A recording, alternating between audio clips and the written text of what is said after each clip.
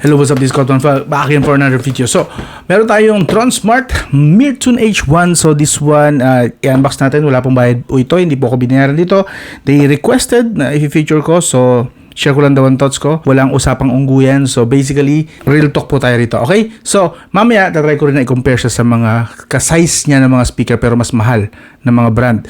This one, by the way, is around 1,500 to 1,700. So, ang tanong, worth it ba ito sa price niya? Okay? So, una-una, konti expectation, 20 hours battery daw. And then, portable outdoor speaker, supposedly waterproof, pinapakitaan nila ng tubig. And the clip, yung kanyang handle, ito, so the clip ito. So, pwedeng isabit sa motor to. Pwede yata to sa pagmamotor ko, no? Punchy bass, so may bass daw. Stereo pairing, so pwede siya na dalawa na parang TWS type. IPX7, so water resistant lang po siya. Hindi po siya dust resistant. 20 hours of playtime and ultra portable, blah blah blah. So, wala, yun lang. So, yun ang expectations. Now, let's go.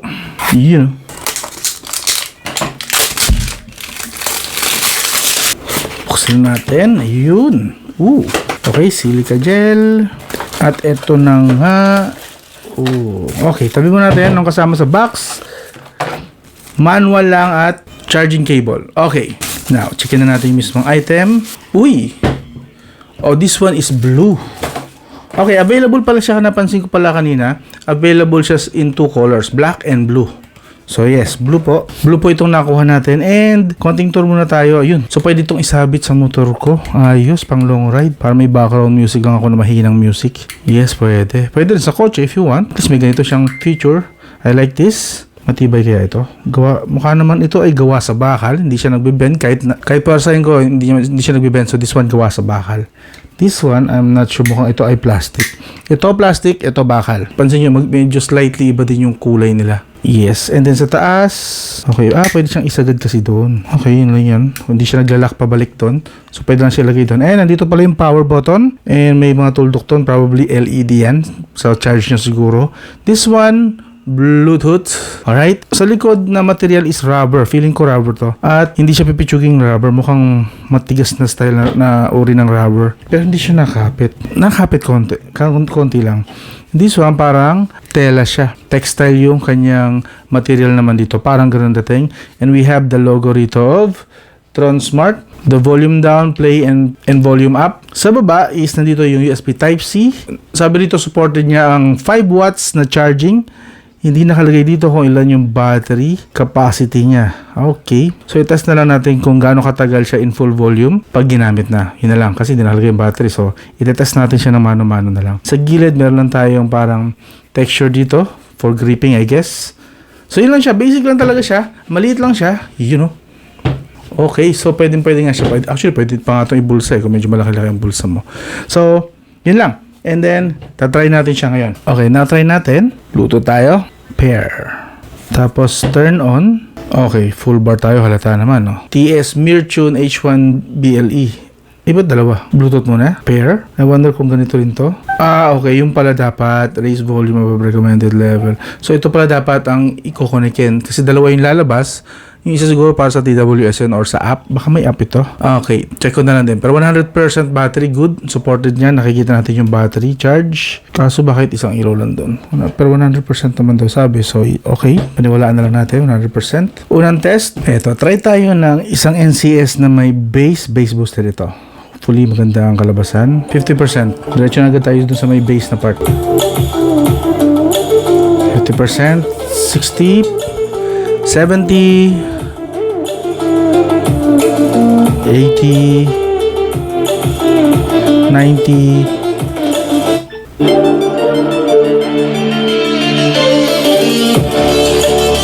Currently, ito po ang ginagamit nating mic, medyo malayo ha. So, expect nyo medyo mahina talaga ito. Pero mamaya lilipat tayo sa labas para mas realistic yung recording ng sound natin.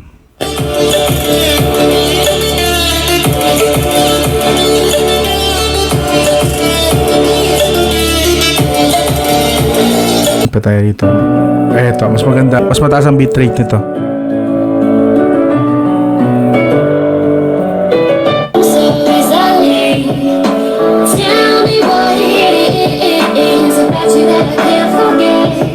But you're breaking down my walls again, just to set me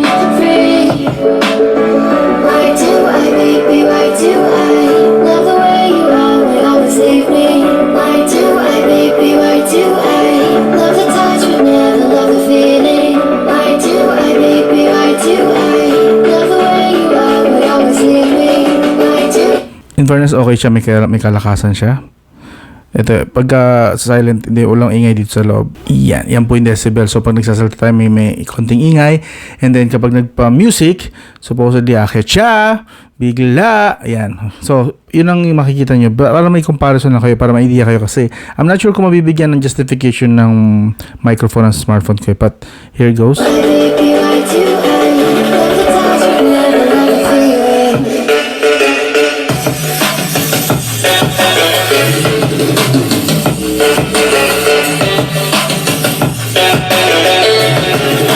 Switch ko lang yung mic saglit. Wait lang.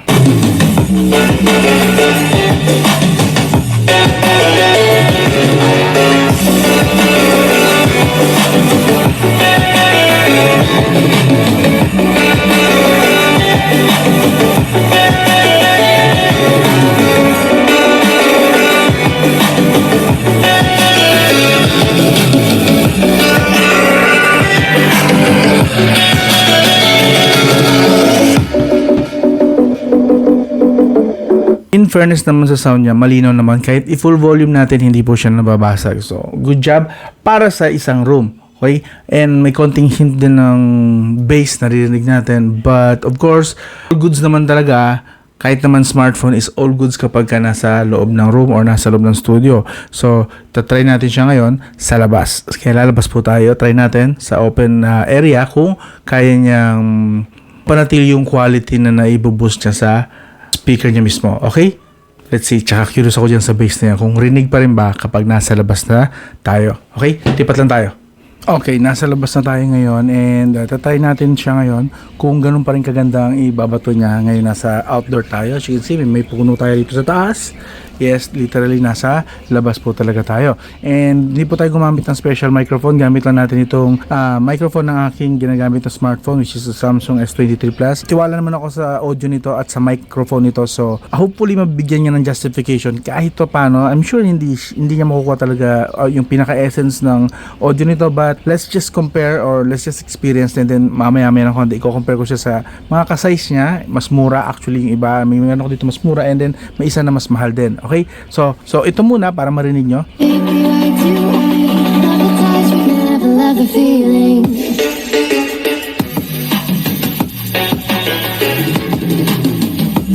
Full volume.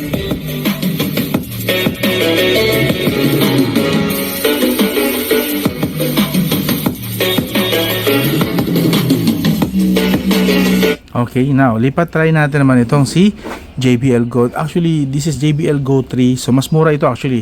While this is around 1.5, ito naman half the price lang, 880. Worth it ba yung price nito na mas mahal kaysa dito sa JBL Go? Lipat tayo, ayun na, JBL Go.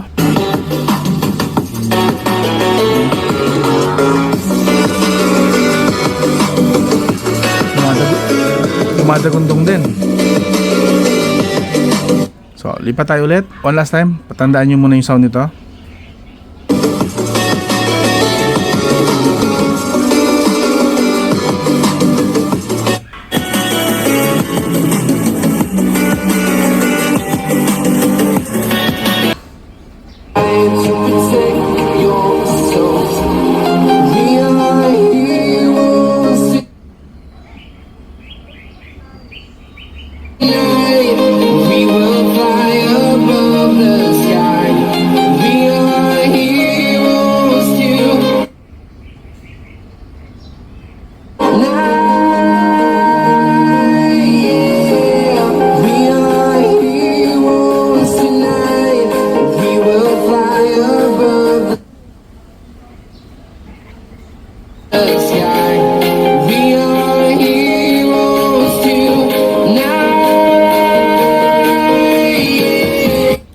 Ewan ko kung nakita niyo yung difference pero mas malinaw ito. Medyo slightly kulob ang tunog. Slightly lang. Ang tunog nitong slightly kulob yung tunog nito ni JBL Go 3 pero medyo mas prominent ng konti yung bass niya. Okay, pero this one may bass din pero mas malinaw yung dating yung bato ng audio. I'm not sure kung narinig dito pero again yun yung narinig ko ngayon real time. Okay, now try naman natin itong mas mahal na to, itong Tri-Bit. Itong si Tri-Bit naman is 2.5. So, dihamak na mas mahal talaga siya rito. Ito nasa 1.5, ito 2.5, ito 800. So, Since natalo ng konti lang, again, hindi masyado malayo yung difference ng dalawa. So, tanggalin natin to sa JBL Go 3. Tatapat natin naman siya sa mas mahal, okay? So, given na yun, may better siya na slightly lang kay JBL Go 3, pero better kaya siya kay Tribit na tig worth 2.5, okay? Now, testing natin. Turn on muna natin saglit. Okay, connected na. Unahin natin si Stormbox 2. Play tayo ng music. Let's go.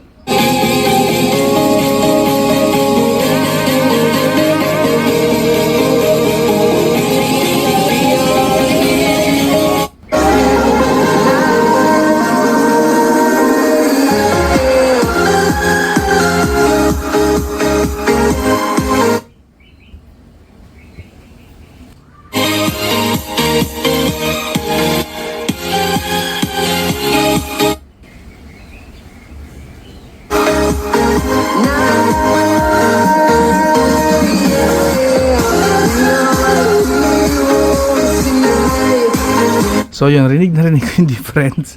Parang half lang ito na actual na full sound nito, and even at full sound hindi po siya nababasag. Mas maganda pa rin ang bass nito. Overall clarity, ito panalo pa rin to si Tribit. But this one is worth 2.5. So balik tayo dito kay Tigo 1.5. Yes. And actually, okay din naman siya sa presyo niya. I guess yung quality na available dito sa atin ngayon is nakadepende sa price. Pero kung ako ang tatanungin, since hindi naman sila nagkakalayo, I'll go for JBL Go 3. Yes. Pero kung okay lang sa inyo na gumastos ng konti, go for the Tribit. Mas okay pa rin to. Solid ang sound nito. Tumadagundong.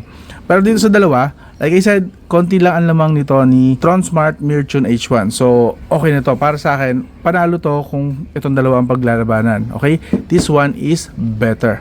Alright, overall. Pero yun nga, kalahati ang price difference. Siguro, JBL, kukonsider nyo rin kasi kalahati din yung difference na yun. But again, if you want more power, more oomph, mas malinaw na bato, the Tronsmart Mirtune H1, okay sa akin to. Solid.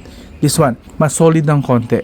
Okay? Pero again, ang pinakananalo talaga dito yung 2.5. But, yun nga, yung price is 2.5 so versus 1.5. So, extra 1,000. Medyo, siyempre napapaisip ka rin. So, pero okay na to. Sa price niya, I guess, okay na. Pero, real talk, malamang kay JBL Go 3 ako pumunta. Konti lang naman ang difference eh. Yes, mas malakas ng konti, pero JBL Go 3 talaga. Konti lang naman. Makakatipid na ako ng 700 pesos.